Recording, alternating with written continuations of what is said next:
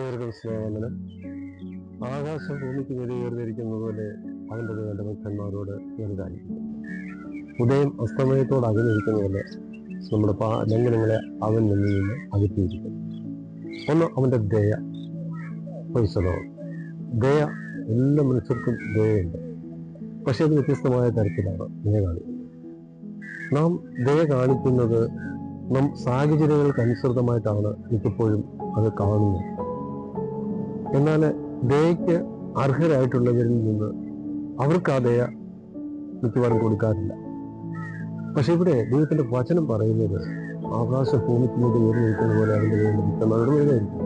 അപ്പോൾ ഈ ആകാശം എത്രമാത്രം ഉയരത്തിലാണോ ഭൂമിയുമായിട്ടുള്ളത്, അതുപോലെയാണ് ദൈവത്തിന്റെ ദയ വലുതായിരിക്കുന്നത്. എത്ര വലുതാണ് ആ ദയ ഭൂമിയിലുള്ള സകല മനുഷ്യരോടും മാനവരാശിയോടുണ്ട്. എന്നാൽ പലപ്പോഴും നമ്മൾ ആ ദയ മനസ്സിലാക്കുന്നില്ല എന്നുള്ളതാണ്. ദൈവത്തിന്റെ ദയ, ദൈവത്തിന്റെ കരാങ്കിലികളാൽ സൃഷ്ടിക്കപ്പെട്ട മനുഷ്യനെ പാപാന്തകാരത്തിൽ നിന്നും വിടുവിക്കുവാൻ ദൈവം മനുഷ്യനായി കടന്നുവന്ന് ആ സ്വയം ഏൽപ്പിച്ച് യാഗമായി തീർന്ന് അവരെ പാപത്തിൽ നിന്നും വിടുവിച്ചു എന്ന അതൊരു മഹാദയ. അതാണ് ദയ എന്ന് പറയുന്നത്. കാരണം നമ്മൾ ഓരോരുത്തരും നരകത്തിൽ പോയി നമ്മുടെ ആത്മാവ് നഷ്ടപ്പെടുന്നത് ദൈവത്തിന് സഹിക്കാവുന്നതല്ല. അതുകൊണ്ട് ദൈവം നമ്മളുടെ മനസ്സിൽ ദയ കാണിച്ച് നമ്മളെ തൻ്റെ പുത്രന്റെ രാജ്യത്തിലിരിക്കുവാൻ ദൈവം കാണിച്ച ആ മഹാമനസ്കതയുടെ എന്താണ് നമ്മളിവിടെ മനസ്സിലാക്കുന്നത്? നാം എല്ലാവരും ദയുള്ളവരായി തീരാണ്. ദൈവം നമ്മോട് കാണിച്ച ദയ, നാം ദൈവത്തോട് ആ ദയ പ്രത്യുപകാരം ചെയ്യണമെങ്കിൽ മറ്റുള്ള മനുഷ്യരോട് നാം ദയ കാണിക്കണം. അപ്പോൾ ആ മനുഷ്യരോട് ദയ കാണിക്കുമ്പോഴാണ് വാസ്തവത്തിൽ ദൈവം അത് പ്രസാദിക്കുന്നത്. ദൈവത്തിന് ആരെങ്കിലും ദൈവത്തിന് നന്ദി പറയുമ്പോൾ ആ ചെയ്ത പ്രവൃത്തിയുടെ ഫലമായിട്ട് അവരോട് നന്ദി പറയുമ്പോൾ ദൈവം അത് പ്രസാദിക്കും. കാരണം എനിക്ക് വേണ്ടി ഒരു സഹായം നിങ്ങൾ ചെയ്യുമ്പോൾ അത് നിങ്ങളെ മാത്രം തിരഞ്ഞെടുക്കാൻ കാരണം എന്താണ്? ദൈവം നിങ്ങളെ തിരഞ്ഞെടുത്ത് എനിക്ക് ആ സഹായം ചെയ്യാൻ പറയുമ്പോൾ ഞാൻ നിങ്ങളോട് നന്ദി പറയുമ്പോഴാണ് ദൈവം പ്രസാദിക്കുന്നത്. ഇതുപോലെയാണ് ദയ കാണിക്കുന്നത്. മറ്റുള്ളവരോട് ദയ കാണിക്കുമ്പോൾ ദൈവം നമ്മിൽ പ്രസാദിക്കും, നമ്മളിൽ സംതൃപ്തനാകും. അപ്പോൾ ദയ എന്നത് നമുക്കറിയാം, ഒരു വാക്യം ഇങ്ങനെയുണ്ട്, പിറ്റി ഈസ് എൻറ്റൻഡ് ലവ്. അപ്പോൾ ദയയാണ് സ്നേഹം ഉൽപ്പാദിപ്പിക്കുന്നതെന്ന് പറയുന്നത്.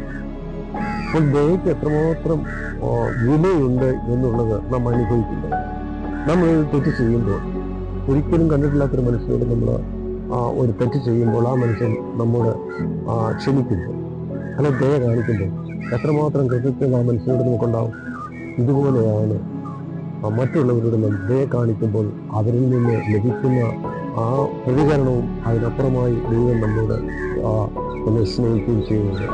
ദൈവത്തിന് നമ്മോട് പ്രസാദിക്കുന്നുണ്ട്. അതുകൊണ്ട് ദയ ചെറിയ കാര്യങ്ങളല്ല.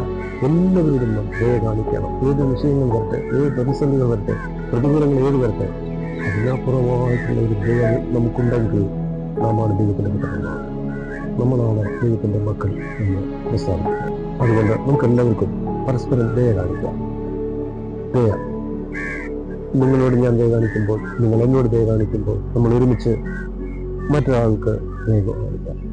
അങ്ങനെയെങ്കിൽ ഈ ദയ ദൈവത്തിൽ നിന്ന് പ്രാപിക്കുന്ന ആ വലിയ